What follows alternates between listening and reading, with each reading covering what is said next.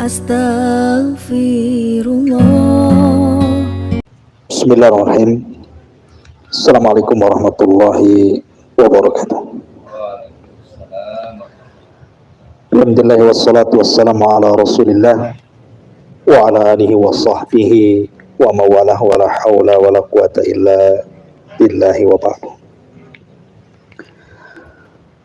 Alhamdulillah, di malam hari ini kita masih merayakan Idul Adha karena ini masih ayyamut tasyrik, hari-hari tasyrik yang Nabi SAW bersabda, tidak ada hari terbaik di dunia ini kecuali yaumin nahri, hari penyembelihan, thumma yaumil qar, kemudian hari qar itu artinya hari tasyrik.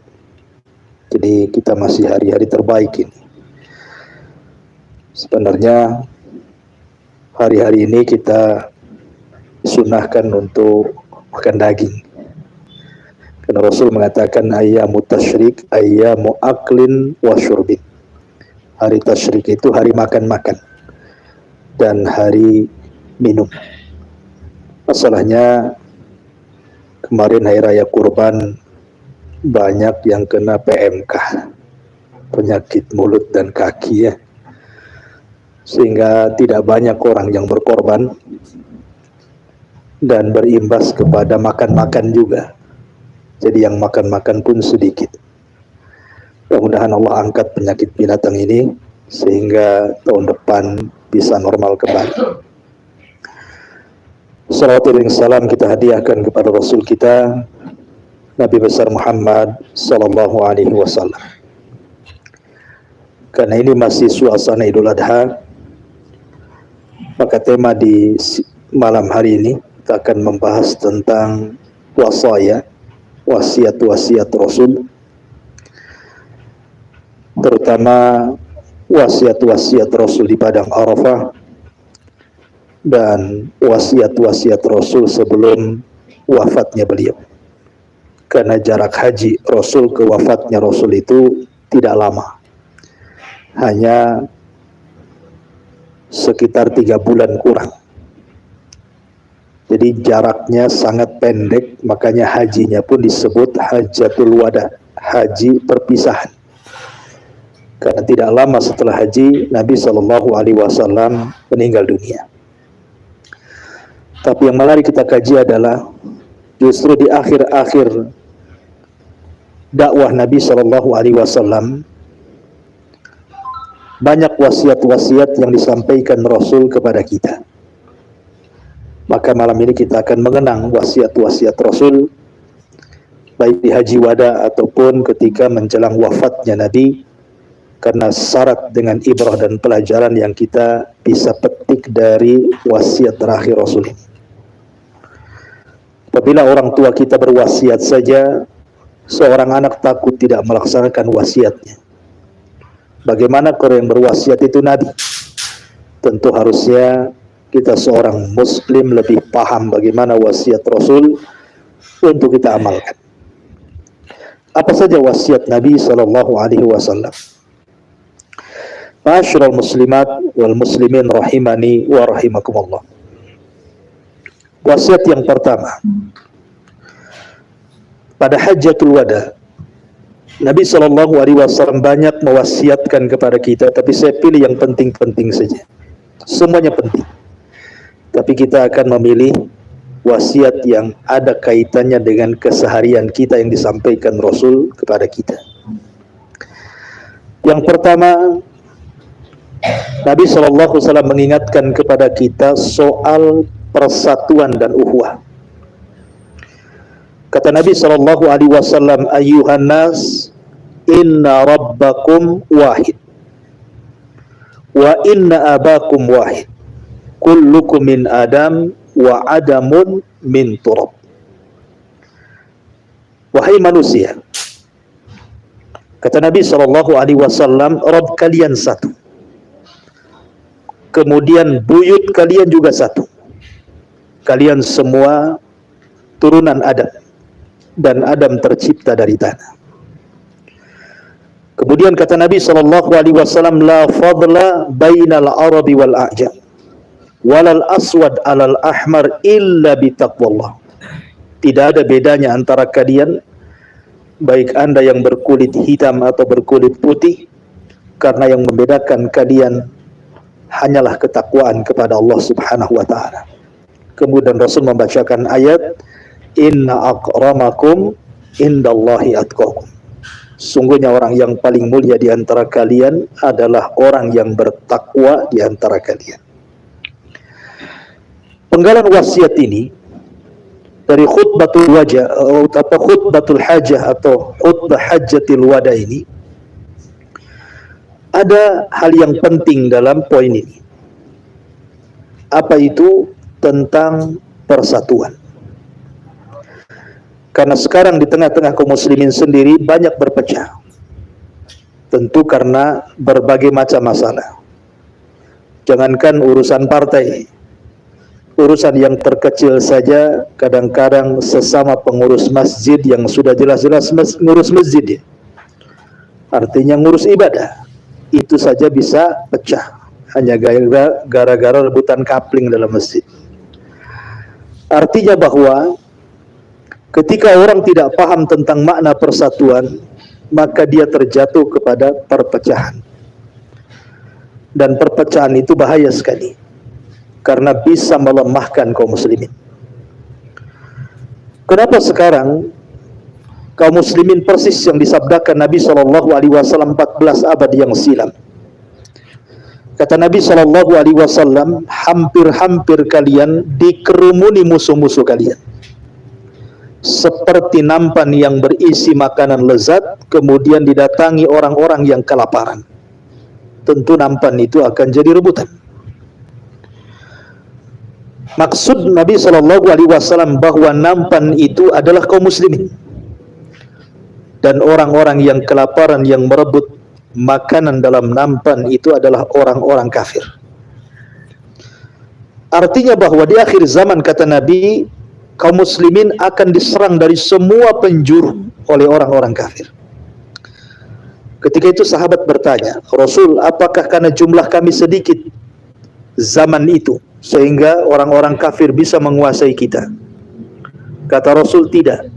Bal antum yauma idzin katsirun. Bahkan kalian banyak, jumlahnya lebih banyak dibandingkan jumlah mereka.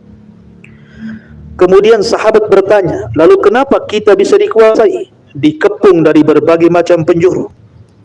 Kata Nabi SAW, karena di waktu itu orang-orang yang mengaku Islam sudah tersusupi penyakit wahan. Kemudian sahabat bertanya, apa itu wahan? Maka Nabi SAW mengatakan, hubbud dunya wa karahiyatul maut. Karena terlampau cinta kepada dunia dan takut akan kematian. Kalau orang sudah cinta dunia, inilah akar perpecahan. Orang kalau sudah rebutan dunia, pasti akan berpecah. Walaupun pada dasarnya orang berkumpul untuk akhirat. Contoh orang yang mendirikan lembaga pendidikan agama, atau mendirikan sebuah masjid, berdirilah sebuah yayasan. Di awal perjuangan bagus-bagus saja, karena lillahi ta'ala, untuk dakwah.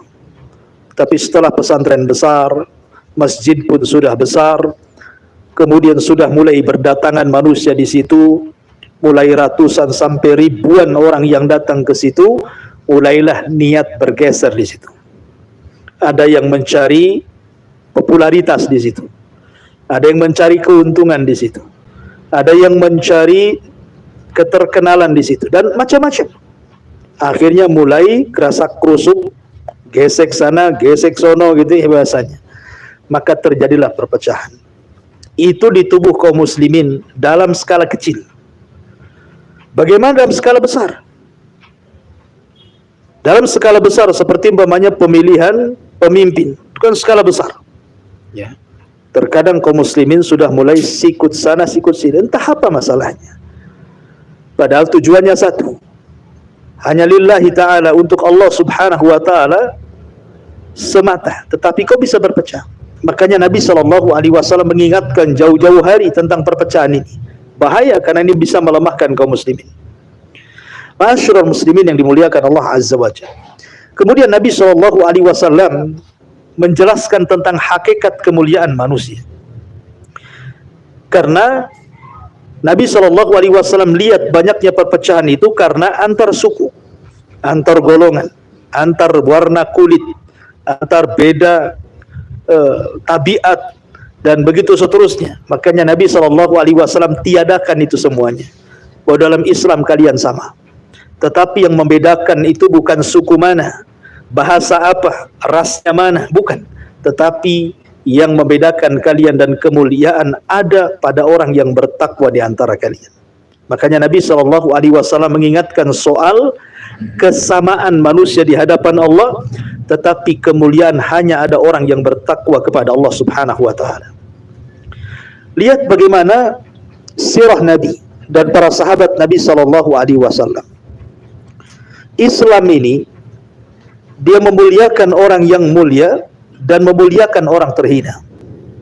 Abu Bakar Siddiq radhiyallahu an, orang mulia di tengah-tengah orang-orang Quraisy di masa jahiliyah sebelum masuk Islam. Ketika dia masuk Islam, Allah lebih muliakan lagi. Bahkan dijadikan khalifah kedua setelah Nabi SAW, dan dimuliakan sampai hari ini. Apabila kita menyebut Abu Bakar Siddiq, kita selalu taradi radhiyallahu an, dan memuji bagaimana infaknya, bagaimana ibadahnya, perjuangannya ke dalam Islam, selalu disebut sejarahnya. Itulah Islam memuliakan orang mulia. Dan Islam juga memuliakan orang terhina. Lihat Bilal bin Rabah. Bilal ini tidak ada nasab yang jelas. Dia seorang budak, tidak punya tampang, tidak punya kehormatan, bahkan tidak punya apapun, karena dia seorang budak bisa diperjualbelikan. Tetapi ketika dia dimerdekakan Abu Bakar Siddiq radhiyallahu an, karena keimanannya, karena ketakwaannya, maka Bilal pun kemudian diangkat derajatnya oleh Allah Subhanahu wa taala dan disebut sampai hari ini namanya. Siapa yang tidak kenal Bilal? Walaupun kita tidak pernah melihat Bilal seperti apa, tetapi setiap ada orang azan pasti dikatakan mana Bilalnya. Menunjukkan namanya harum, padahal Bilal itu orang terhina dulunya. Bahkan ketika Fathu Mekah, Nabi SAW yang pertama dipanggil itu adalah Bilal. Aina Bilal, di mana Bilal? Ketika pembebasan kota Mekah, di mana Mekah sudah dikepung oleh tentara kaum muslimin dan penduduknya ketakutan. Bahkan Nabi SAW berdiri tegak kedua kalinya. Sebelumnya Rasul berdiri tegak di Bukit Safa dalam kondisi masih lemah. Bahkan dicaci maki pamannya Abu Lahab sampai turun suratul Lahab. Sekarang Nabi SAW berdiri kedua kalinya dalam kondisi kuat karena Mekah sudah dikepung kaum muslimin. Maka Nabi SAW yang pertama kali memanggil, Aina Bilal, mana Bilal?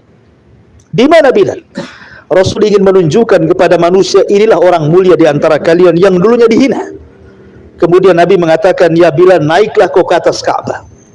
Ka'bah itu tinggi, Bilal itu pendek. Macam mana bisa naik ke atas Ka'bah? Maka Nabi SAW memerintahkan Abu Bakar untuk diinjak punggungnya. Kemudian Umar juga disuruh untuk diinjak punggungnya oleh Bilal, sehingga Bilal kemudian naik kakinya ke punggung Abu Bakar, setelah itu naik ke punggung Umar, kemudian naik ke atas Ka'bah, dan itu disaksikan manusia. Bagaimana coba? Abu Bakar orang mulia, Umar orang mulia, bagaimana kemudian Bilal bisa menginjak punggung keduanya? Nabi SAW ingin mengajarkan kepada orang-orang Quraisy saat Fathu Mekah bahwa kemuliaan bukan karena kekayaan, kemuliaan bukan karena pangkat ataupun jabatan, tapi kemuliaan karena ketakwaan dia kepada Allah. Bilal sudah mengorbankan nyawanya untuk Islam.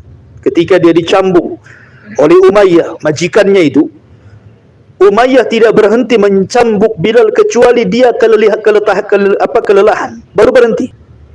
Dan Bilal tidak pernah mengucapkan kecuali kalimat Ahadul Ahad, Ahadul Ahad. Tapi sekarang Bilal menjadi orang mulia, naik di punggung Abu Bakar sampai ke atas Ka'bah. Kemudian Bilal pun mengumandangkan azan pertama di kota Mekah setelah hijrahnya Nabi SAW dari Madinah dan kembali ke Mekah. Lihat bagaimana Islam mengajarkan kepada kita sebuah kemuliaan itu ada pada ketakwaan kepada Allah Subhanahu wa taala. Ini pelajaran yang pertama. Pelajaran yang kedua, Nabi sallallahu alaihi wasallam mengingatkan pentingnya kita kembali kepada Al-Qur'an dan Sunnah. Kata Nabi sallallahu alaihi wasallam, "Taraktu fikum amrayni lan tadhillu ma tamassaktum bihi ma kitaballah wa sunnati." Aku tinggalkan kepada kalian dua pusaka dalam Islam. Kalau kalian pegang dua pusaka ini dengan sebenar-benar memegang, kalian tidak mungkin sesat selamanya. Kemudian Rasul mengatakan pertama Al-Quran dan yang kedua sunnah Nabi SAW. Ya, karena keduanya adalah hidayah Allah. Ketika Allah Subhanahu wa taala turunkan Adam dan Hawa dan juga iblis dari sorga menuju bumi, Allah Subhanahu wa taala marah kepada tiga makhluk ini. Pertama, marah kepada iblis karena membangkang perintah Allah. Ketika Allah Subhanahu wa taala katakan sujud engkau kepada Adam, dia tidak mau sujud karena sombong dan kufurnya. Makanya Allah turunkan iblis dari sorga ke bumi. Dan Allah juga murka kepada Adam dan Hawa karena Allah sudah memasukkan keduanya ke tempat yang paling nikmat. Tiba-tiba karena godaan dunia, di mana Allah larang jangan dekat-dekat buah larangan, tetapi keduanya juga lupa terhadap larangan itu, kemudian malah memakannya. Tentu karena hikmah dari Allah Azza wa Jal, makanya tiga makhluk ini diturunkan ke bumi. Ketika Allah Subhanahu wa taala turunkan Adam, kemudian Hawa dan juga iblis, apa firman-Nya? Allah Subhanahu wa taala berfirman, "Qul nahbitu minha jami'an. Fa imma ya'tiyannakum minni hudan, fala khaufun 'alaihim wa lahum yahzanun." Dalam ayat yang lain, "Faman tabi'a hudaya fala yadhillu wa la yashqa." Allah berfirman, "Wahai Adam, wahai Hawa, wahai iblis, turunlah kau di sorga ke bumi." Ada yang mengatakan Adam diturunkan di Sri Lanka, kemudian Hawa diturunkan di Jeddah, dan iblis diturunkan di lautan. Makanya istana iblis itu di tengah lautan. Maka Allah katakan, nanti setelah kalian berada di bumi, kami akan turunkan petunjukku. Maka siapa yang mengikuti petunjukku, kalian tidak akan sedih dan tidak akan takut. Dalam ayat yang lain, kalian tidak mungkin tersesat dan tidak mungkin celaka. Ahli tafsir banyak yang mengatakan, apa yang dimaksud petunjuk yang diturunkan Allah Subhanahu wa taala, yang Allah katakan siapa yang mengikuti petunjuk ini tidak akan sesat dan tidak akan celaka, tidak akan takut dan tidak akan sedih. Ulama tafsir mengatakan bahwa petunjuk itu yang dimaksud adalah kitab-kitab yang turun dari langit dan rasul-rasul yang diutus di bumi. Artinya, barang siapa yang mengikuti Nabi Musa dan Taurat di zamannya, maka dia tidak mungkin tersesat dan tidak mungkin celaka. Barang siapa yang mengikuti Daud dan juga Zabur di zamannya, maka dia tidak mungkin tersesat dan tidak mungkin celaka. Barang siapa yang mengikuti Isa dan juga Injilnya di zamannya, ingat di zamannya, maka dia tidak mungkin tersesat dan tidak celaka. Maka barang siapa yang mengikuti Rasul, tentunya dia Rasul terakhir, karena zaman-zaman Musa sudah lewat, zaman Nabi Daud sudah lewat, zaman Nabi Isa sudah lewat. Maka petunjuk itu ada hanya pada Nabi SAW dan Al-Quran yang dibawanya. Maka siapapun yang mengikuti Nabi SAW dan Al-Quran yang dibawanya, maka fala yadhillu, tidak akan sesat, wala yashqa, dan tidak mungkin celaka. Fala khaufun, tidak mungkin takut, wala hum yahzanun, dan tidak mungkin bersedih hati. Artinya bahwa siapapun yang mengikuti petunjuk Allah, Al-Quranul Karim, dan juga Rasul yang membawanya Nabi SAW berupa sunnah-sunnahnya, tidak akan tersesat kita. Tapi orang yang menjauh daripada sunnahnya, menjauh daripada Al-Quran dan sunnah, maka siap-siap sesat hidupnya. Makanya orang yang jauh dari Al-Quran itu hidupnya susah. Allah mengatakan, "Faman a'rada an dzikri fa inna lahu ma'isyatan danka." Siapa yang jauh dari petunjukku, maksudnya Al-Quran, peringatanku, maksudnya Al-Quran, tidak pernah membacanya, tidak pernah mempelajarinya, tidak pernah mendengarkan wejangan-wejangan tentang isi Al-Quran, maka hidupnya pasti akan susah. Hatinya itu akan terasa susah sekali, walaupun dia kaya, walaupun dia punya pangkat jabatan, walaupun punya pangkat dan jabatan, hidupnya akan banyak masalah. Pasti itu. Tapi orang yang biasa membaca Quran, setiap hari dia target sekian lembar atau mungkin sekian ayat, insya Allah Quran itu membawa ketenangan. Makanya Allah mengatakan, ala bidzikrillahi tatmainnul qulub. Ingat, dengan mengingat Allah, dengan membaca Al-Quran dan mempelajarinya, hati kita akan tenang. Maka kalau ingin ketenangan, hadirlah di majelis ilmu atau hadirlah dengan Al-Quran, pasti akan tenang hidupnya, walaupun hidupnya susah. Ya, karena kekayaan itu kata para ulama bukan kaya harta, bukan kaya pangkat atau jabatan, tapi kaya hati.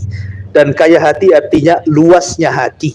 Dan luasnya hati itu ketika hati dimasukkan ke dalam Al-Quran.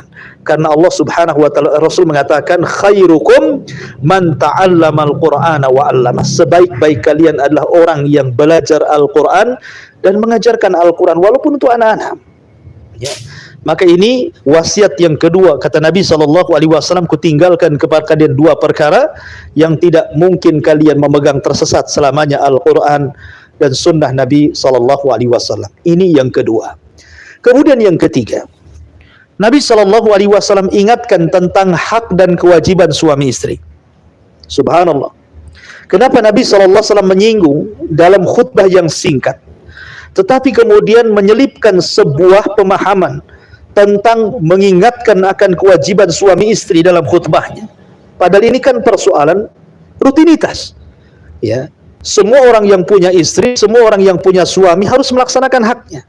Tapi Rasul terus mengingat-ingat itu supaya senantiasa diingat, dibaca, disampaikan sampai hari ini oleh para dai ketika menyampaikan wasiat Rasul pada Hajjatul Wada. Apa kata Nabi SAW? Inna lakum alaihinna haqqa wa inna lahunna alaikum haqqa. Ingat, bagi kalian wahai para suami punya hak bagi istri kalian. Bagi kalian para istri, ingat, kalian juga punya hak kepada suami kalian. Kemudian Nabi SAW mencontohkan, salah satunya adalah tidak boleh seseorang istri memasukkan orang yang tidak disukai suaminya ke dalam rumahnya. Walaupun itu kerabatnya, walaupun itu saudaranya. Kalau suami tidak suka, jangan macam-macam memasukkan orang ke dalam rumah kecuali dengan izin suaminya. Apalagi kalau seandainya, kata Nabi SAW, kalau sampai dia an ya'tina bi fahishatin mubayyinah, seorang istri kemudian berani selingkuh di belakang suaminya. Selingkuh ini tidak mesti kemudian melakukan hubungan dengan suami orang, tidak. Arti selingkuh fahisha dalam ayat Al-Quran ini umum. Boleh saja dia menjelek-jelekan suami di belakangnya. Mungkin dia ngobrol dengan tetangganya, suaminya pula dijelek-jelekannya. Berapa suamimu ngasih uang? Oh, 1 bulan 2 juta. Aduh, suami saya 100 pun tidak, kan itu. Masih enaklah kau punya suami, tidak seperti suamiku. Ini kan kurang ajar. Ya. Jangan menjelek-jelekan suami di belakang. Bagaimanapun itu suami. Ya, mau dia apapun dia yang satu kamar dengan Anda, kok dia dijelek-jelekan pula? Ya. Kalau itu sudah tersebar, nanti tetangga akan cerita. Oh ya, pantas saja itu si Anu tuh seperti itu. Oh, dia pernah cerita sama saya begini begitu. Akhirnya kemudian jadi tersebar. Awalnya ibu yang menjelek-jelekan, akhirnya tetangga pula ikut menjelek-jelekan. Itu namanya fahisha. Ya, itu perselingkuhan. Walaupun tidak mesti dengan laki-laki orang, tapi membanding-bandingkan suami dengan suami orang. Ya kan? Maka yang seperti ini jangan dilakukan. Dan yang lebih parah lagi, kata Nabi SAW, kalau sampai kemudian seorang istri bercerita urusan internal ranjang, itu lebih parah lagi. Ya, maka itu tidak boleh. Makanya kata Nabi SAW, kalau ada perempuan yang seperti ini, Allah sudah izinkan kepada para suami, pertama pisah ranjang, yang kedua boleh memukul. Tetapi pukulan yang tidak berbekas. Artinya jangan memukul di wajah. Boleh pukul yang lainnya. Pukul pahanya, pukul kakinya, tapi jangan sampai pincang pula. Artinya bahwa Islam mengajarkan boleh hanya untuk sebuah pelajaran saja. Dan kalau seandainya mereka tidak mau berhenti, maka sudah diizinkan untuk berpisah. Tapi kalau mereka kemudian tobat dan berhenti, kata Rasul, fa'alaihinna rizquhunna wa kiswatuhunna bil ma'ruf. Maka suami masih diizinkan memberikan rizki dan juga memberikan pakaian kepada mereka. Artinya di sini Nabi SAW, walaupun kalimat ini sangat singkat, tetapi ini mewakili semua hak dan kewajiban. Rasul hanya menyentil sedikit saja. Artinya bahwa dari yang ini saja harus diamalkan. Maka yang lebih besar hak seorang istri taat kepada Allah, kemudian kepada suami, dan juga tanggung jawab suami kepada istri berupa memberikan rizki. Rizki itu kan ada dua, ada rizki berupa makanan, ada rizki berupa ruhani. Rizki berupa makanan ma'ruf lah ya, berupa dunia, ada rumah, ada makanan, ada pakaian, dan begitu seterusnya. Tetapi yang paling penting ada ruhaninya. Ajari mereka untuk sama-sama masuk surga. Makanya Nabi SAW mengatakan, rahimallahu rajulan, semoga Allah merahmati seorang laki-laki kalau di malam hari dia terbangun, memandang istrinya, kemudian mengajak sholat bersama, ya, kalau tidak mau ambil kemudian perciki di wajahnya air supaya dia bangun. Ya, sampai Rasul mengatakan rahimallahu rajulan, semoga Allah merahmati suami yang seperti itu. Suami yang suka membangunkan istrinya sholat malam. Tapi di zaman sekarang tidak ada yang bangun, ya kan? Istri ya tidak bangun juga, kecuali punya anak kecil, itu pun karena ingin nyusui anaknya, bukan untuk sholat malam, kan itu ya. Artinya di sini Nabi SAW ingatkan tentang hak suami istri. Kemudian Nabi SAW juga ingatkan di akhir hadis, Rasul mengatakan, ingat, kalian akan ditanya soal aku, kata Rasul.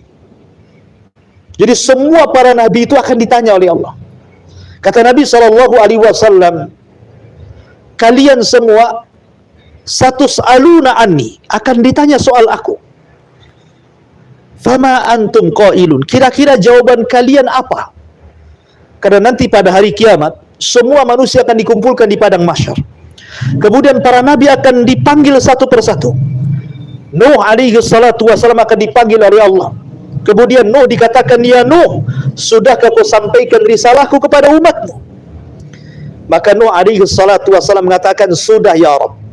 Maka Allah subhanahu wa ta'ala akan memanggil umatnya, wahai umat Nuh, betulkah Nuh menyampaikan risalahnya kepada kalian? Kata umatnya, kadzab, dusta wahai Rabb. Dia tidak pernah menyampaikan risalahnya kepada kami semuanya. Dia dusta. Lihat bagaimana umat Nuh mendustakan Nuh. Maka Allah berbalik tanya kepada Nuh, Nuh, lihat umatmu mengingkari engkau sudah menyampaikan risalah kepada mereka. Kira-kira kau punya saksi tidak bahwa engkau sudah menyampaikan risalahnya kepada umatmu? Maka Nuh mengatakan punya. Maka Allah mengatakan siapa? Kemudian Nuh mengisyaratkan kepada Nabi SAW. Maka Rasul dipanggil di hadapan Allah. Kemudian Allah mengatakan, ya Muhammad, apakah engkau akan menjadi saksi kepada Nuh sementara jarak kamu dengan Nuh itu beratus-ratus tahun, berabad-abad? Macam mana engkau akan menyaksikan Nuh menyampaikan risalahnya? Maka Rasulullah SAW mengatakan begini, ya Rabb, aku memang tidak pernah melihat Nuh berdakwah, menyampaikan risalahmu kepada umatnya. Tetapi yang mengatakan Nuh menyampaikan risalah kepada umatnya itu adalah engkau sendiri. Kemudian Allah mengatakan, bagaimana mungkin aku mengatakan seperti itu? Maka Rasul mengatakan, ya, engkau sudah mengatakannya. Kemudian Nabi SAW membacakan suratul Nuh, bahwa Nuh sudah menyampaikan risalah kepada umatnya. Maka Nuh selamat karena persaksian Nabi SAW. Termasuk juga Rasul. Rasul pun akan ditanya. Makanya semasa hidup sebelum wafatnya Rasul mengatakan, kalian akan ditanya soal aku. Kira-kira kalian akan ngomong apa? Maka sahabat Nabi SAW mengatakan, ya Rasulullah, qad addaita wa nasahta wa balagta. Rasul, engkau sudah menyampaikan semuanya. Engkau sudah menasihati kami. Engkau sudah menyampaikan semuanya kepada kami. Maka Nabi dengan senang bangga hatinya menunjuk telunjuknya ke langit dan mengatakan, Allahumma fashhad, Allahumma fashhad, Allahumma fashhad. Ya Allah saksikan, ya Allah saksikan, ya Allah saksikan, aku sudah menyampaikan semuanya kepada umatku. Artinya bahwa Nabi SAW ingin meyakinkan kepada para sahabat dan kepada kita semuanya bahwa tidak ada satupun ajaran Islam kecuali telah sampai kepada kita. Sehingga tidak ada lagi hujah kita di hadapan Allah dan mengatakan Rasul tidak pernah menyampaikan perkara ini. Anda dusta, karena semua sudah disampaikan. Tidak ada jalan menuju surga, sudah dijelaskan. Tidak ada jalan yang menjauhkan Anda dari neraka, sudah dijelaskan. Makanya di akhir-akhir hayat Rasul, ketika Hajjatul Wada, turun surah Al-Maidah. Al-yawma akmaltu lakum dinakum wa atmamtu alaikum ni'mati wa raditu lakumul Islam Madinah. Pada hari ini ku sempurnakan kepada kalian agama Islam, ku sempurnakan nikmatku, nikmat Islam kepada kalian, dan ku ridhoi Islam sebagai agama kalian. Artinya Islam sudah sempurna, tidak perlu ditambah dan tidak perlu dikurangi. Karena kesempurnaan Islam sudah disampaikan Rasul, tidak ada satu ayat yang dikorupsi Nabi, ya, kecuali sudah disampaikan kepada kita. Ma'asyiral muslimin yang dimuliakan Allah Azza wa Jalla, ini petikan wasiat Rasul ketika Hajjatul Wada. Tapi di sana ada petikan wasiat Nabi SAW sebelum wafatnya Rasul. Karena gini, setelah sepulangnya Nabi SAW dari haji terakhir beliau pada tahun 10 Hijriah itu, ya, Nabi SAW pulang. Kemudian 9 hari sebelum wafatnya Rasul, Nabi SAW mengunjungi kuburan syuhada Uhud. Kata Nabi SAW ketika sampai di syuhada Uhud, di kuburan syuhada Uhud itu, Rasul mengucapkan salam. Assalamualaikum ya syuhada Uhud, antum sabikun wa inna bikumul lahikun. Keselamatan bagi kalian wahai syuhada Uhud. Keselamatan bagi kalian wahai Hamzah, termasuk pamannya Rasul juga dikubur di Uhud, karena termasuk satu di antara 70 syuhada Uhud. Rasul pun mengucapkan salam kepada Hamzah pamannya yang merupakan singa Allah dalam peperangan. Kemudian Rasul mengatakan, kalian semua sudah mendahului kami dan kami pun akan menyusul kalian. Ingat ini, kalimat ini penting sekali.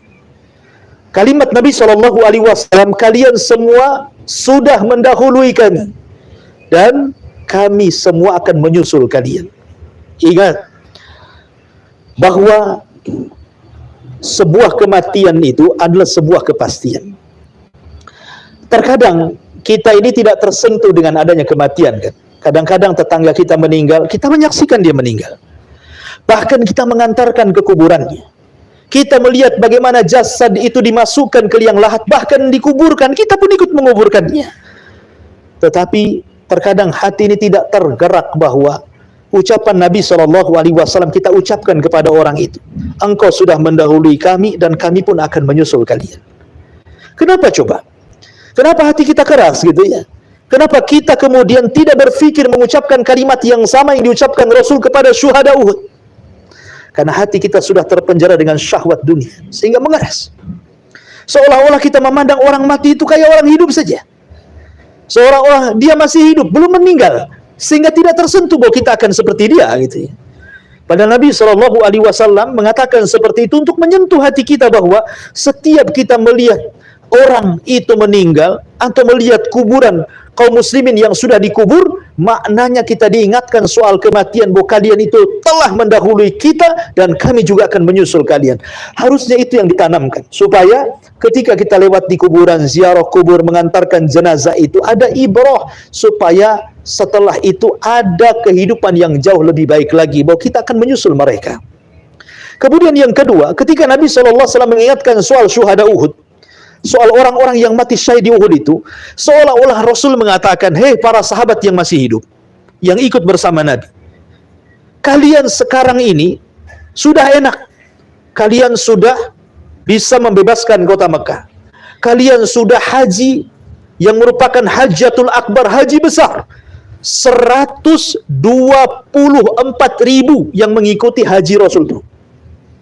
Kalian sudah enak, sudah merdeka, tidak ada lagi yang mengancam kalian. Kalian tidak menyembah berhala lagi. Kalian sudah masuk ke dalam tauhid semuanya. Tidak ada yang lagi musuhi kalian. Itu berkat siapa kalau bukan karena mereka?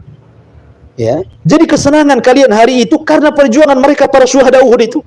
Rasul ingin mengingatkan bahwa jangan pernah melupakan sejarah, bahwa kalian seperti itu karena jasa mereka. Ya. Makanya kita juga hari ini kita bisa ngaji di tempat ini, kemudian Anda juga bisa bekerja dengan terang, Anda bisa mentauhidkan Allah, Anda bisa sholat di mana saja, Anda bisa melaksanakan sholat ini, itu karena siapa coba? Karena perjuangan Nabi SAW dan para sahabatnya.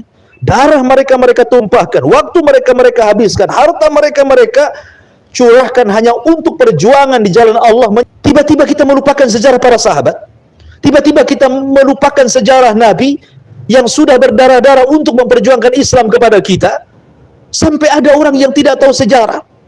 Sehingga karena tidak tahu sejarah, sekarang sudah enak, tiba-tiba berani mencela Nabi Shallallahu Alaihi Wasallam, mencela nama Nabi Shallallahu Alaihi Wasallam, mencela para sahabat Nabi Shallallahu Alaihi Wasallam. Kalau bukan karena Allah kemudian mereka, kita sudah tidak tenang hari ini. Boleh jadi kita ini para penyembah berhala, boleh jadi kita bukan orang yang merdeka di atas tauhid, boleh jadi kita ini penyembah patung-patung dan penghuni neraka jahanam khalidina fiyah yang akan dikekalkan di dalamnya. Artinya bahwa sejarah itu jangan pernah dilupakan. Makanya Rasulullah SAW memandang para syuhada Uhud itu seolah-olah mengingatkan karena jasa mereka lah kita jadi seperti ini maksudnya. Alhamdulillah. Ya. Makanya kita heran kalau di zaman sekarang kemudian ada orang yang berani mencela nama Nabi Shallallahu Alaihi Wasallam, disandarkan dengan minuman keras umpamanya kan, dibuat karikatur. Bahkan ada yang mencela para sahabat, mengatakan Abu Bakar, Umar kafir dan begitu seterusnya. Anda tidak ingat bagaimana perjuangan mereka? Darah mereka cucurkan untuk kita, ya kan? Oleh karena itulah maka pentingnya kita itu jangan pernah melupakan sejarah. Termasuk sejarah bangsa kita juga kan. Dulu yang memerdekakan Indonesia ini siapa? Kalau bukan kalimat takbir, kalau bukan para ulama dan para santri kan begitu kan.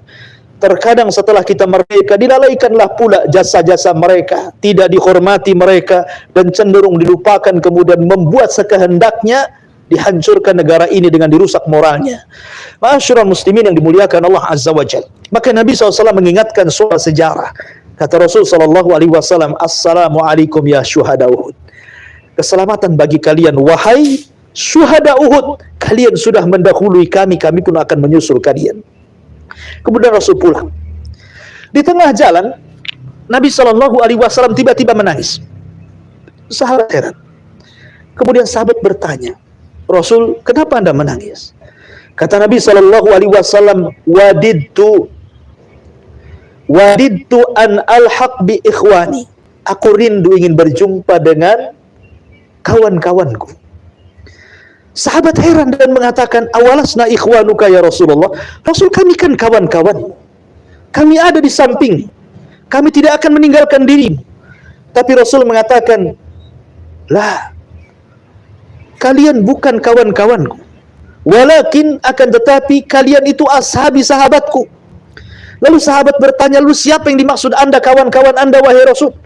Maka Nabi SAW dengan menangis mengatakan, ikhwani alladzina yarawna min alladzina yu'minuna bi walam yarawni. Mereka lah orang-orang yang tidak pernah melihatku, sama sekali tidak pernah melihat Rasul, tapi mereka yakin dengan aku, beriman dengan aku, dan masuk Islam kepada agama yang kubawa. Mereka lah yang dimaksud Rasul adalah kita-kita ini. Tidak pernah melihat Rasul, tapi kita masuk Islam. Kita yakin Nabi kita Muhammad, agama kita Islam, Tuhan kita Allah. Lah, Nabi SAW merindukan kita loh. Ini kan Rasul merindukan kita. Aku rindu ingin berjumpa dengan kawan-kawanku, kata Rasul. Sehingga sahabat bertanya, kami loh kawan-kawanmu. Bukan, kalian tuh sahabatku. Kawan-kawanku itu adalah orang yang tidak pernah berjumpa denganku, tapi beriman dengan aku. Rasul rindu dengan kita, tapi kita tidak pernah rindu dengan Nabi. Aneh gitu ya. Rasul merindukan kita. Makanya pada hari kiamat, semua para Nabi mengucapkan nafsi-nafsi, urus diri kalian, urus diri kalian. Tidak ada yang sanggup menolong kita. Mulai daripada Adam, Ibrahim, Nabi Musa, sampai kepada Isa mengatakan nafsi-nafsi, urus diri kalian, urus diri kalian. Kecuali Nabi SAW mengatakan ummati, ummati. Ya Rabb selamatkan umatku, ya Rabb selamatkan umatku. Artinya Nabi SAW rindu kepada kita itu sejak di dunia, sampai kelak di akhirat. Sampai-sampai ada umatnya yang melintasi titian Siratal Mustaqim, Rasul berada di ujung tuh.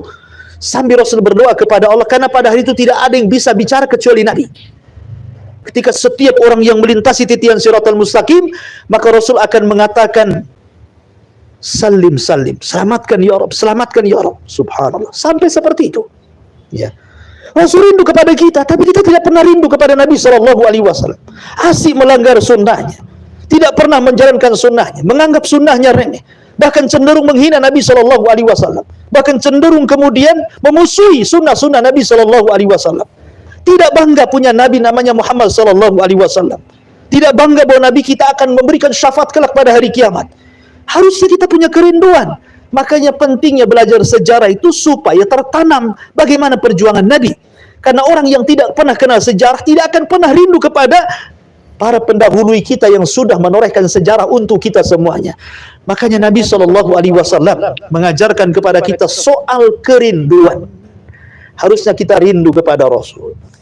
Rindu dengan mempelajari sejarahnya, bagaimana Rasul SAW mendoakan kepada kita. Semua para nabi sudah memberikan doa terbaiknya. Karena setiap para nabi itu punya satu doa yang mustajab. Dan semua para nabi sudah berdoa di dunia untuk umatnya, kecuali Nabi. Nabi tidak mau mengeluarkan doa pamungkasnya, tapi Nabi sengaja menyembunyikan doa itu untuk umatnya pada hari kiamat. Sampai menyembunyikan doa Rasul untuk kita loh, untuk siapa lagi? Ya kan? Masyaallah muslimin, makanya sayang kalau zaman sekarang kemudian orang tidak kenal sejarah Nabi itu melampau, terlalu naif bagi saya. Ya, terlalu naif, kok tidak kenal sejarah. Tidak kenal siapa Nabi, siapa istrinya, siapa pamannya, bagaimana sejarahnya gitu kan. Tetapi kalau sudah artis, selebritis, wah paling paham sampai ke siapa dia, siapa suaminya, cerainya tanggal berapa, siapa selingkuhannya. La haula wala quwata illa billah. Bisa hafal dia. Tanggal nikahnya nggak diundang pun dia tahu. Ya kan? Sampai seperti itu. Ya. Kenapa kita lebih memahami gitu ya? Lemah tokoh-tokoh yang nggak jelas, memberi syafaat pun tidak. Yang ada tontonannya gibah semuanya. Kita tonton bisa 24 jam loh kita itu. Nonton orang-orang yang gak jelas itu. Sholat pun tidak. Ngumbar aurat sudah iya. Tapi kok bisa digandrungi? Ya. Didoakan pula. Tengok kalau YouTube selebritis doanya macam-macam. Bukan didoakan dapat hidayah, mudah-mudahan ditutup auratnya, mudah-mudahan sholat. Tidak, doanya macam-macam. Bukan itu arah doanya itu. Ya. Itu karena sekali lagi kita ini sudah lupa dengan sejarah. Taib. Kemudian Nabi SAW setelah kemudian pulang, Nabi SAW ketika itu malam berada di Gilan Maimunah, salah satu istri Nabi SAW. Rupanya ketika Rasul menginap di malam giliran Maimunah itu, rupanya disitulah Rasul sakit parah. Rasul sakit parah. Maka Nabi SAW sudah terasa tuh kayaknya dia sudah dekat ajalnya. Maka dia mengatakan kepada Maimunah, wahai Maimunah, panggillah istri-istriku semuanya. Semua istri Nabi dikumpulkan di rumah Maimunah. Kemudian Rasul mengatakan, sudikah kalian mengizinkan diriku menginap di kamar Aisyah radhiyallahu anha? Padahal malam itu bukan giliran Aisyah. Kenapa Rasul sangat cinta dengan Aisyah radhiyallahu anha? Karena satu-satunya kamar dari seluruh kamar-kamar istri Nabi SAW yang Jibril turun dan selalu menurunkan wahyu hanya di kamar Aisyah. Istri Nabi banyak, tapi tidak pernah turun wahyu di kamar-kamar istri yang lainnya. Hanya di kamar Aisyah saja Jibril mau turun. Makanya kenapa Nabi SAW memilih di kamar Aisyah radhiyallahu. Saya katakan kamar karena Rasul tidak punya rumah. Rasul itu hanya kamar-kamar saja. Satu petak kamar, satu petak, kayak kos-kosan lah bahasa kitanya. Ya. Makanya Nabi SAW mengatakan kepada istri-istrinya, izinkan aku malam ini menginap di kamar Aisyah radhiyallahu anha. Maka semua istri-istrinya setuju, tapi Rasul kan tidak sanggup jalan.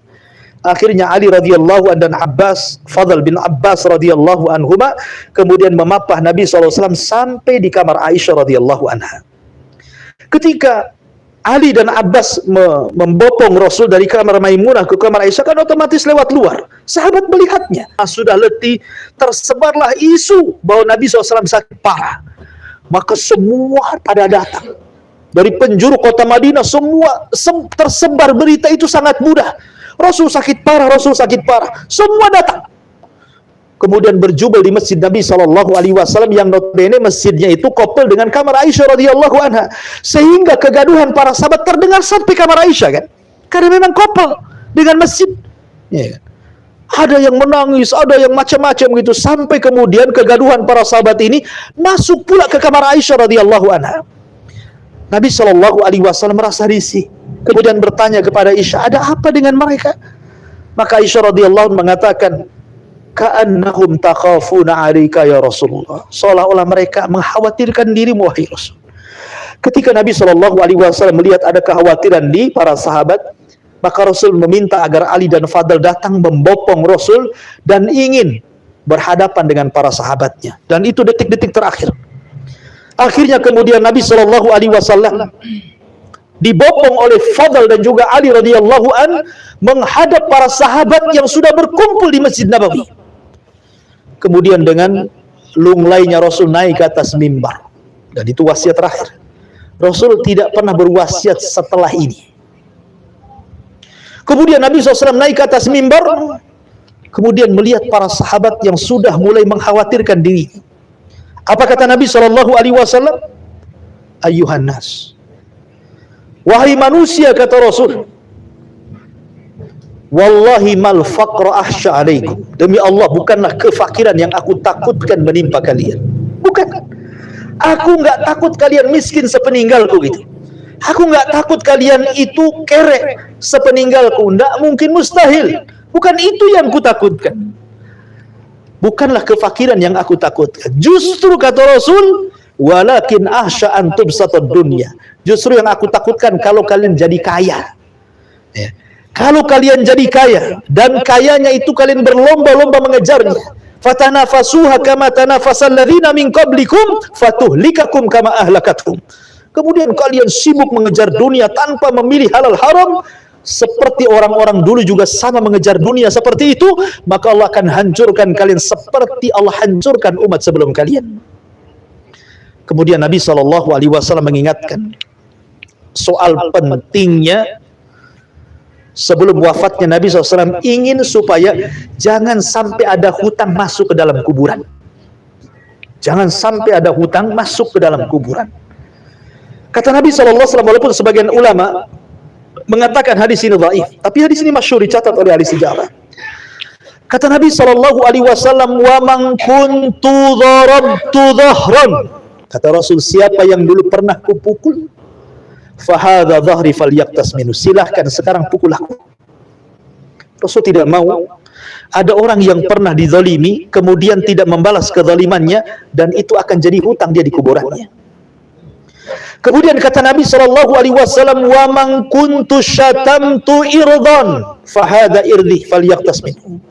Barang siapa yang telah kucaci maki, boleh jadi semasa hidupnya ku caci dia, ku celak dia, ku maki dia, ku gibah dia, ku namimah dia, ku rendahkan dia, ku hina dia. Sekarang nih kehormatanku, hina aku sekarang, rendahkan aku sekarang, gibah aku sekarang, silakan. Supaya jangan sampai hutang setelah kematianku. Kemudian kata Nabi SAW, wa man kuntu akhadtu malan. Oh, mungkin dulu pernah ku ambil hartanya. Oh, pernah dulu ku zalimi dia, ku ambil haknya. Fahadha mali falyakhud minhu. Hartaku ada ini, mumpung masih ada, ambil hartaku. Subhanallah. Di tengah-tengah keramaian seperti itu, tiba-tiba berdiri satu sahabat dan mengatakan, ya Rasulullah, liyal qisas, aku punya kisas denganmu. Bayangkan, Nabi SAW dalam kondisi seperti itu, lunglai, detik-detik ajalnya, sahabat sedih menangis, tiba-tiba ada orang yang kurang ngajar berdiri di hadapan Rasul dan para sahabatnya. Aku punya kisah dengan kamu, wahai Rasul. Kata Nabi SAW, siapa dia? Tolong dia suruh maju, suruh maju. Akhirnya orang ini maju. Rasul kaget, rupanya dia adalah siapa? Sahabat yang didoakan Rasul, Ukasa ibn Mihsan. Kata Nabi SAW, ya Ukasa, engkau Ukasa? Kata Ukasa, iya. Wahai Ukasa, bukankah aku sudah mendoakan dirimu? Engkau termasuk 70 ribu orang yang masuk surga tanpa hisab dan adab. Bukankah aku yang mengatakan anta minhum? Engkau termasuk mereka? Kata Ukasa, ya. Tetapi engkau yang bilang siapa yang ingin kisos, maka silahkan. Aku punya kisos. Ya. Maka Rasul mengatakan, silahkan kalau engkau memang merasa punya kisos denganku. Akhirnya Ukasa mendekat dengan Rasul, sahabat sudah marah. Datang Ali mengatakan, Rasul biar ku ganti saja. Datang Abbas, Rasul biar ku ganti saja. Datang sahabat yang lain, biar ku ganti saja. Kata Rasul, minggir. Biarkan aku dengan Ukasa. Kata Rasul SAW, ya Ukasa, emangnya kenapa kan? Kata Ukasa, Rasul, dulu ingat gak kau membariskan pasukan perang? Ketika itu aku tidak lurus barisanku dalam saf perang itu. Tiba-tiba ku ambil tongkat, kau dorong aku, dan aku tersakiti dengan dorongan tongkat itu. Dan aku ingin kisas. Sahabat makin marah kepada Ukasa. Masa dalam kondisi seperti ini Ukasa berani kepada Rasul? Akhirnya Rasul mengatakan, datangkan tongkat, berikan kepada Ukasa. Akhirnya diberikan tongkat itu kepada Ukasa. Kemudian Ukasa mengatakan, Rasul, dulu waktu kau dorong perutku, aku tidak pakai baju. Karena bajunya orang dulu kan kayak pakai ihram begitu saja kan. Bukan kayak antum ada kancing gini. Ya. Maka Rasul membuka tuh baju ihramnya itu. Bayangkan. Sahabat makin emosi ini kan. Makin kurang ajar di Ukasa ini. Ya. Ketika hampir disabetkan tuh, langsung tiba-tiba kemudian tongkat itu dilempar dan Ukasa pun memeluk Rasul sallallahu alaihi wasallam kemudian menangis, "Ya Rasulullah, sesungguhnya aku hanya ingin kulit perutku terakhir bersentuhan dengan kulit perutmu." Kemudian para sahabat menangis dan Ukasa pun duduk. Ya. Nabi SAW melanjutkan khutbahnya. Kemudian Nabi SAW mengatakan, "Wahai manusia," kata Rasulullah, "Innallaha khayyara abdan bainama indallah wa baina fid dunya wa baina ma indallah." Sesungguhnya Allah sudah memilih seorang hamba antara tinggal di dunia ataukah dia kembali ke hadapan Allah Azza wa Jalla. Sahabat tidak paham bahasa ini. Semua sahabat hanya melongo mendengarkan bahasa ini kecuali Abu Bakar. Abu Bakar paham rupanya dengan bahasa ini. Maksudnya Allah memilih seorang hamba di sini maksudnya dirinya sendiri gitu ya. Abu Bakar paham, tiba-tiba menangis.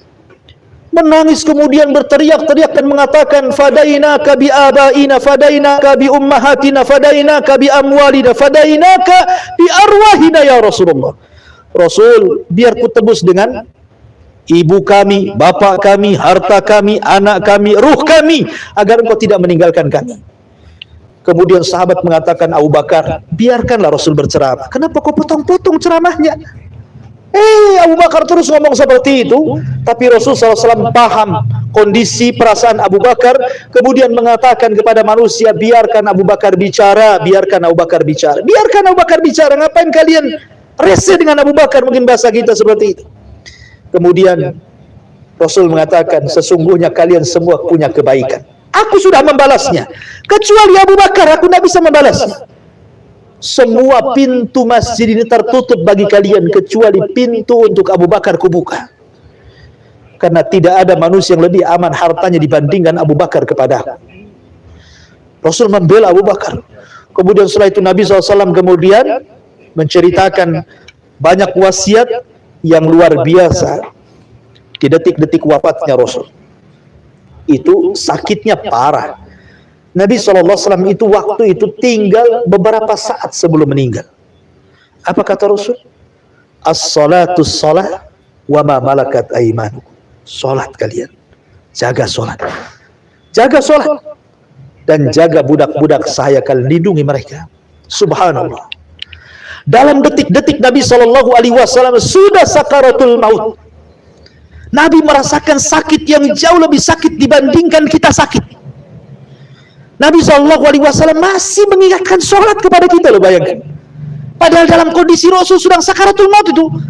Tapi Nabi SAW mengatakan, "As-salatu salat kalian, la haula wa la quwata illa billah."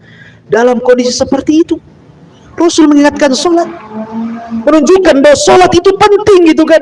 Persis seperti Umar bin Khattab radhiyallahu anhu saat ditusuk oleh Abu Lu'lu al-Majusi. Kemudian detik-detik wafatnya Umar sampai bertanya kepada manusia, "Asallan nas?" Apakah manusia sudah sholat? Kata Umar, kata para sahabat, "Sudah wahai Amirul Mukminin." Kemudian Umar mengatakan, "La hadda fil Islam liman taraka shalah." Tidak ada bagian dalam Islam orang yang meninggalkan sholat, katanya. Lihat, Rasul detik-detik wafatnya masih pula mengingatkan sholat kepada kita. Itu detik wafat loh ya. Umar juga sama, detik-detik wafat masih mengingatkan sholat. Kita loh tidak pernah diingatkan dengan kalimat ini. Kita ini tidak pernah sadar bahwa Rasul di detik-detik wafatnya berwasiat sholat, kita pula meninggalkan sholat. Abu Hurairah radhiyallahu anhu, sahabat terbanyak meriwayatkan hadis kepada kita loh. Abu Hurairah itu tidak ada sahabat yang meriwayatkan di atas 5.000 hadis kecuali Abu Hurairah radhiyallahu anhu.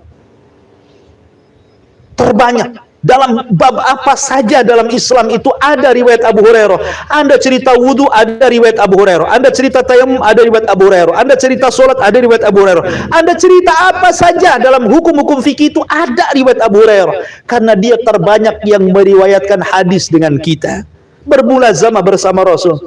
Tapi saat meninggalnya, Abu Hurairah menangis. Sampai sahabat bertanya, "Wa ma yubkika ya Abu Hurairah?" Abu Hurairah, kenapa engkau menangis?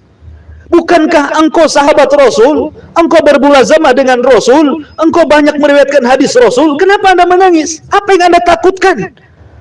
Abu Hurairah radhiyallahu anhu mengatakan, "Wailakum, celaka kalian. Sesungguhnya saya menangis likillatiz zad," kata Abu Hurairah, "karena sedikitnya bekal yang aku bawa." Subhanallah. Abu Hurairah ngomong begitu, karena sedikitnya bekal yang aku bawa. Pada siapalah Abu Hurairah di antara sekian banyak para sahabat sudah meriwayatkan hadis kepada kita. Ketika kita membaca hadis Rasul, selalu an Abi Hurairah radhiyallahu an. Semua orang Islam akan mengatakan semoga Allah meridhoi Abu Hurairah, semoga Allah meridhoi Abu Hurairah. Didoakan jutaan orang sejak zaman dia meninggal sampai hari ini, bahkan sampai kiamat, ketika manusia membaca dan masih membaca hadis Nabi. Tapi Abu Hurairah masih mengatakan likillati zad, karena sedikitnya bekal. Wa bu'dus safar, dan jauhnya safar. Wa dha'ful yakin, dan keyakinanku melemah. Dan aku takut kalau aku ketika meniti siratal mustaqim tiba-tiba aku jatuh dan aku masuk ke dalam jahanam. Subhanallah. Ya. Kalau sekelas Abu Hurairah saja dia mengatakan kematianku ini aku tangisi karena sedikitnya bekal, karena lemahnya keyakinan, karena juga jauhnya safar dan takutnya aku terjerumus dan terjungkal dari siratal mustaqim. Apatah lagi kita, gitu maksudnya. Kadang-kadang kita heran ya. Kadang-kadang orang sedang sakit parah, dia menangis, kita saksikan dia menangis. Tapi pertanyaannya, apa yang ditangisi dia coba? Apa yang ditangisi orang sekarang saat detik-detik wafat? Apakah dia mengatakan seperti yang dikatakan Abu Hurairah, saya menangis karena sedikit amalanku, belum banyak aku beramal? Rupanya bukan itu yang ditangisi. Yang ditangisi soal dunia. Kalau aku mati, siapa yang meneruskan perusahaan ini? Kalau aku mati, siapa yang akan menjaga anak-anak? Kalau aku mati, begini-begini. Tidak ada soal amalan yang dibawa. La haula wala quwata illa. Kenapa sampai seperti itu coba?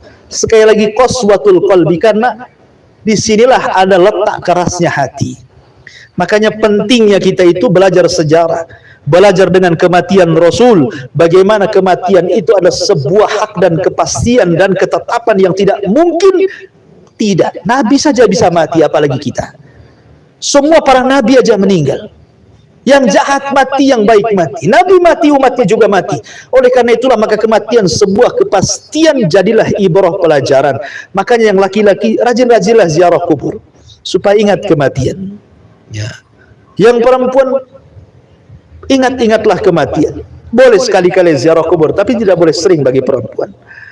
Yang jelas bahwa kematian Nabi SAW sebenarnya ibrah yang luar biasa. Banyak kita petik pelajaran, tapi juga waktu yang memisahkan kita sudah 9:30. Insya Allah kita lanjutkan di lain kesempatan.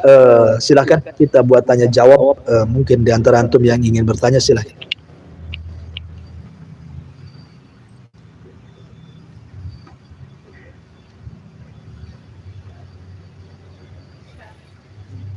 Silakan.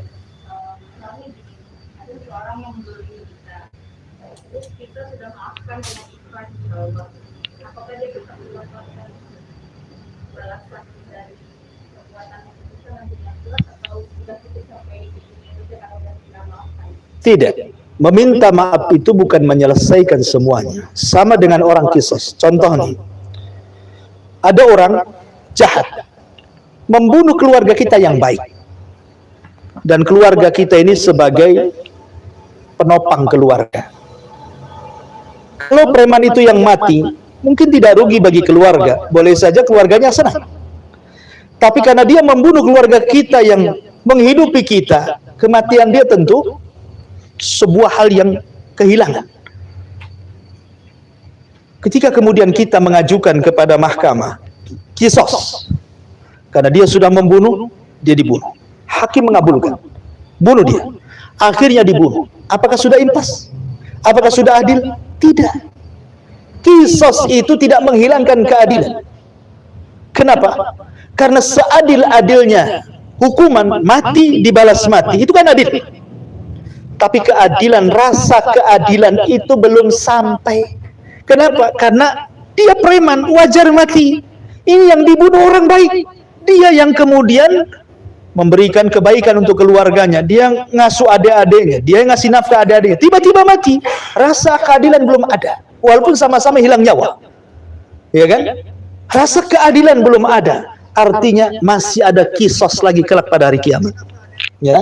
Jadi masih ada kisos lagi pada hari kiamat. Supaya apa? Supaya ketika orang menginjakkan kaki di sorga itu, tidak ada lagi perasaan dendam. Wa naza'na ma fi sudurihim min ghillin ikhwan. Kami cabut perasaan dendam itu karena sudah ada kisos lagi. Jadi kalau ada yang mendolimi kita, ya di dunia kita maafkan, di akhirat ada. Karena sehebat apa sih kita memaafkan mereka, pasti akan terkena. Nggak ada yang memaafkan itu tiba-tiba langsung hilang dalam. Kita bukan nabi. Nabi saja tidak bisa menghilangkan. Contoh, Wahsy ketika dia jadi budaknya Hindun membunuh Hamzah. Hamzah itu Asadullah, paman yang dicintai Nabi. Ketika Wahsy masuk Islam, Nabi SAW melihat Wahsy terkenang dengan Hamzah, ada liupan emosi. Tapi satu sisi Rasul senang dia masuk Islam, kan? Tapi Rasul mengatakan, ya Wahsy, walaupun kau sudah masuk Islam, saya minta kau jangan pernah terlihat wajahmu di wajahku. Jadi Wahsy itu kalau ngaji paling belakang, sembunyi-sembunyi wajahnya, jangan sampai wajah dia ditatap oleh Rasul sehingga Rasul terkenang Hamzah. Itu Nabi. Artinya sehebat apapun kita memaafkan orang, pasti ada bekasnya, tidak mungkin hilang kayak nulis pedol dihapus, tidak ada. Pasti ada. Rasa ketidakadilan itu masih ada. Memaafkan itu di lisan. Ya, saya maafkan di lisan. Hati itu tidak bisa dibohongi. Makanya masih ada keadilan lagi di sana. Masih ada keadilan. Ya. Jadi jangan khawatir. Mungkin bahasa kita Allah tidak tidur kalau bahasa orang awam itu. Pasti Allah akan balas itu. Karena kama tadinu tu, dan sebagaimana engkau melakukan kejahatan, pasti Allah akan mengirim orang berbuat jahat kepada kita. Itu sudah 1 + 1 2. Pasti. Jadi kalau orang menggibah orang, kemudian tidak minta maaf, Allah akan datangkan orang menggibah orang yang menggibah itu. Walaupun dia tidak mendapatkan balasan dari orang yang digibahi, tapi Allah akan utus orang untuk menggibahi dia. Boleh jadi gibahnya lebih dahsyat dibandingkan dia menggibah orang lain. Seperti itu. Ya, kama tadinu tudan, kata Rasul. Sebagaimana kau bermuamalah, begitulah akan bermuamalah dengan kau. Nah, maka di dunia susah orang mendapatkan keadilan, tetapi di akhirat kelak ada keadilan yang hakiki. Jangan khawatir. Makanya kenapa beriman dengan hari akhir itu salah satu faedahnya menenangkan hati. Nah, jadi hati kita tenang. Orang-orang yang dizalimi tenang karena ada keadilan yang sebenarnya. Di persidangan orang yang berzalim bisa saja dia menang karena membayar lawyer hebat, membayar pengacara dengan silat lidahnya dia bisa menangkan. Ya di dunia. Di akhirat lawyernya aja perlu lawyer, pengacaranya aja perlu pengacara, tapi tidak ada lawyer di akhirat kecuali amal soleh. Oleh karena itulah maka tetap masih ada kisos lagi. Wallahu a'lam. Ya. Waalaikumsalam. Fadhal. Boleh tanya lebih dari satu? Boleh. Jangan lebih dari 2 saja. Yang pertama,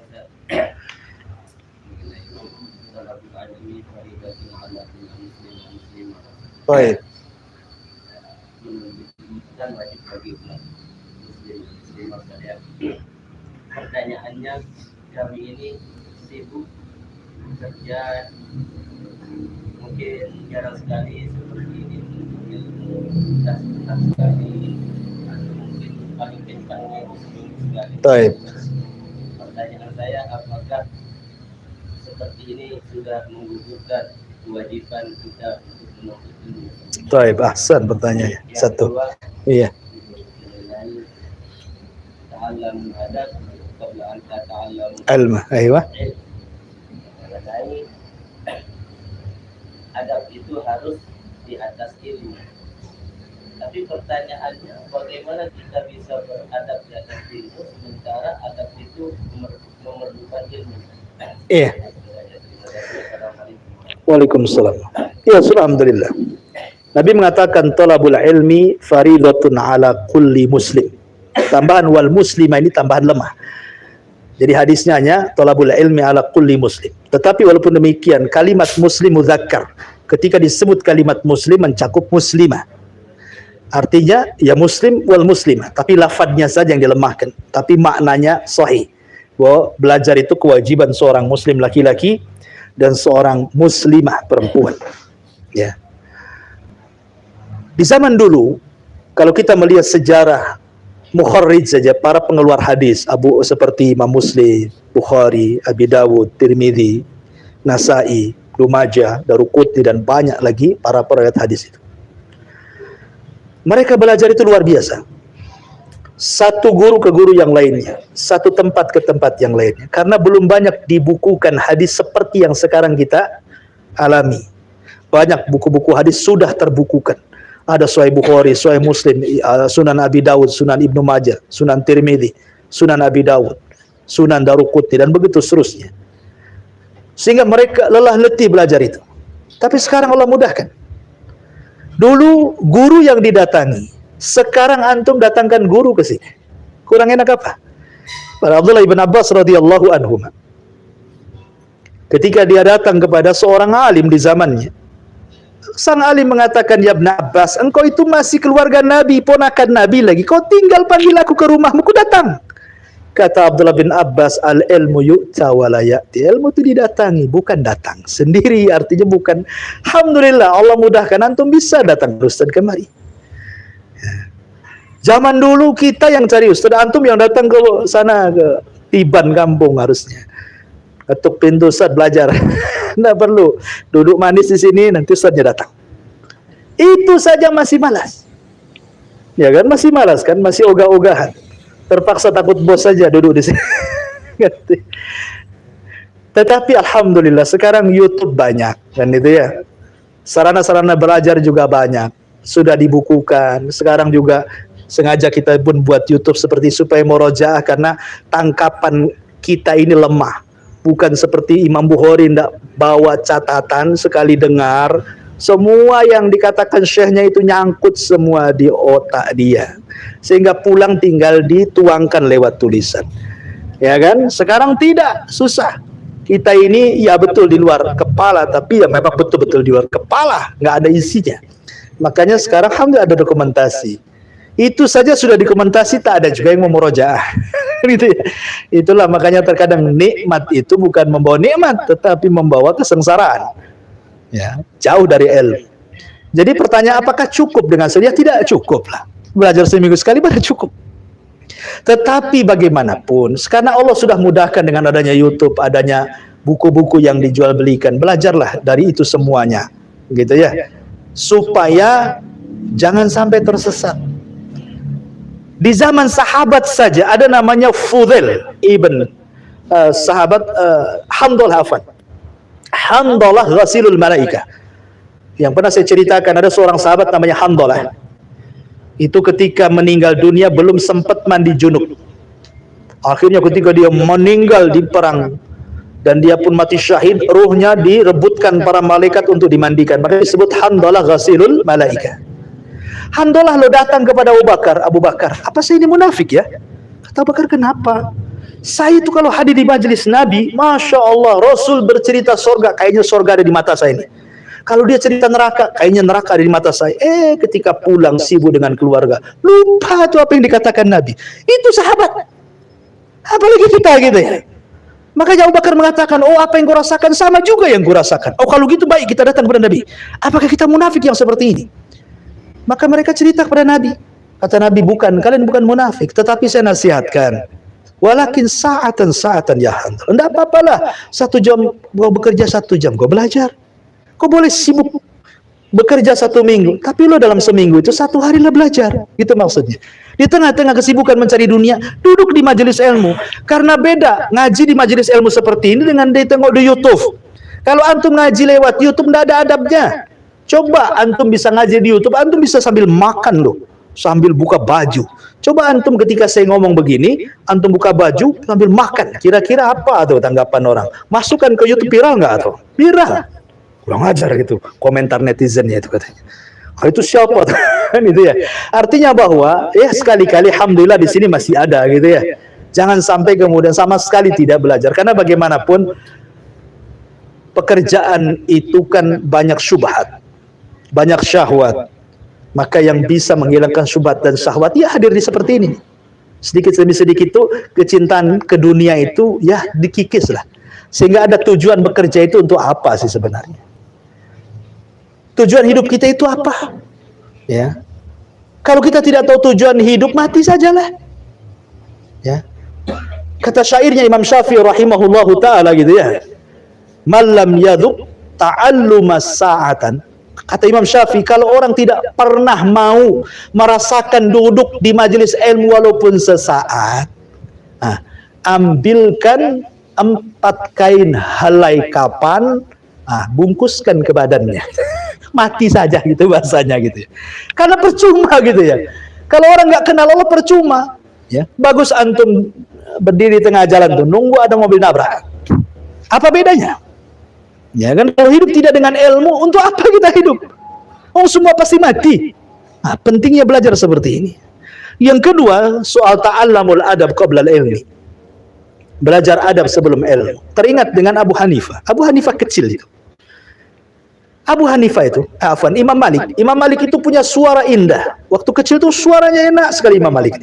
Sampai-sampai dia suka menirukan para mughanni. Artis-artis di zamannya. Imam Malik itu hafal tuh lagu-lagu di zamannya itu. Ada juga lagu artis-artis di zamannya, tentu artinya beda dengan zaman sekarang. Imam Malik itu suka nirukan lagu. Tapi kata ibunya, ya Malik, seorang artis di zaman itu maksudnya, kalau tampannya tidak ganteng, tidak cantik, orang tidak suka. Lebih baik kau singkirkanlah lagu-lagu itu, berangkatlah kau kepada Ar-Rabi'atul Ra'i, seorang alim besar di zamannya, berangkat kau ke dia, belajar ilmu sama dia. Akhirnya dandani sama Imam Malik masih kecil, masih anak-anak. Dibelikan baju kebesaran ulama. Mungkin kalau bahasa sekarang kan ada anak kecil dipakaikan pakaian polisi supaya jadi polisi gitu ya. Dipakaikan pakaian dokter supaya jadi dokter. Lah Imam Malik itu dipakaikan pakaian baju ulama supaya jadi ulama. Itu tafaul namanya ya. Orang tua bercita-cita anaknya seperti itu. Setelah dipakaikan kayak ulama besar gitu ya, dengan sorbannya, dengan baju kebesarannya. Kau pergi kepada Rabi'atul Ra'i. Ta'allamul adab qoblal ilmi. Kau belajar adab dulu sebelum ilmu. Makanya banyak contoh Abdullah ibn Mubarak mengatakan, aku belajar adab 30 tahun dan belajar ilmu hanya 20 tahun saja. Dari sini menunjukkan bahwa adab itu 2/3 ilmu. Ingat, ilmu itu 1/3, tapi 2/3-nya itu adab. Ya. Maksud adab itu, ya adab perlu ilmu. Makanya ketika orang belajar kepada Imam Ahmad itu, ada yang tidak bawa catatan, dia hanya melihat Imam Ahmad saja. Bagaimana cara bicara, bagaimana cara duduk, bagaimana cara dia bermuamalah, bagaimana cara, hanya itu saja. Dilihat orang itu bagaimana akhlaknya, itu adab namanya. Ya, karena Islam itu hakikatnya adalah adab. Makanya ketika Nabi SAW mengatakan, apabila ada seorang laki-laki datang melamar putrimu, apa kata Rasulullah? Lihat 2 perkara. Pertama, lihat agamanya. Yang kedua, lihat akhlaknya. Rupanya agama saja tidak cukup kalau tidak ada akhlak. Memang dia sholat rajin, ya kan? Ada satu keluarga, sholatnya top markotop. Wah, baca Qur'annya iya. Puasanya jago. Sedekahnya luar biasa. Anaknya dipondokkan, semua hafidh-hafidhah. Oh, keluarga sempurna. Tapi anak ini sudah 10 tahun tidak pernah akur dengan orang tuanya. Tidak pernah dia menjenguk orang tuanya, bertengkar dengan orang tuanya, musuhan dengan orang tuanya. Diterima amalnya? Tidak. Karena akhlaknya jelek. Atau sebaliknya, Masya Allah, ada anak tuh sampai sama orang tuanya luar biasa. Sampai ketika menceboki kotoran orang tua, menikmati dia dicebokin. Mana ada orang yang anak menikmati menceboki orang tuanya ketika buang hajat? Ini anak menikmati, saking ingin birrul walidainnya, tapi tidak sholat. Percuma juga kan gitu ya. Makanya harus digabungkan. Ya, dia pun soleh dan berakhlak. Makanya kenapa disebut soleh? Ada istilah soleh dan soleh. Apa sih artinya soleh dan soleha itu? Soleh itu artinya dia melaksanakan hak ke atas Allah dan hak kepada sesama hamba. Satu sisi dia sholat, sisi lain baik dengan tetangga. Nah, itu disebut soleh namanya. Kalau dia hanya baik ke atas, tidak baik ke tetangga, bukan soleh. Dia baik ke tetangga, nggak baik ke atas, belum dikatakan soleh. Ya. Makanya anak-anak itu kita doakan menjadi anak yang soleh dan soleha, supaya dia paham hak ke atas, hak ke bawah. Adapun adab ya memang perlu ilmu. Tetapi maksudnya belajar adab dengan ilmu itu diiringkan antara adab dengan ilmu. Diiringkan. Ya. Jadi belajar juga baik dengan tetangga, ya belajar juga sholat. Itu maksudnya. Baik dengan orang tua, ya belajar juga kita ngaji. Jadi jangan dipisahkan sama dengan kalimat ku anfusakum wa ahlikum nar. Wa di sini bukan maknanya litarahi. Litarahi itu maksudnya belajar perbaiki dirimu, kemudian orang tua. Kalau ini kalimatnya seperti ini, nggak akan bisa memperbaiki keluarga. Kenapa? Sampai kapan kita baik? Nggak ada orang yang baik 100% itu. Sehingga kalimatnya ku anfusakum wa ahlikum nar. Wa di sini artinya wa ma'iyah, artinya bersamaan kau berbuat baik, perbaiki juga keluargamu. Nah, gitu ya. Jadi bersamaan belajar adab juga belajar ilmu, supaya kompak di situ. Ya, mungkin kurang lebih begitu jawabannya ya. Wallahu a'lam. Sekira sudah jam 10 ya, sudah malam, mudah-mudahan ada manfaatnya. Subhanakallahumma bihamdika, asyhadu an la ilaha illa anta astaghfiruka wa atubu ilaik. Allahu ta'ala alam. Assalamualaikum warahmatullahi wabarakatuh.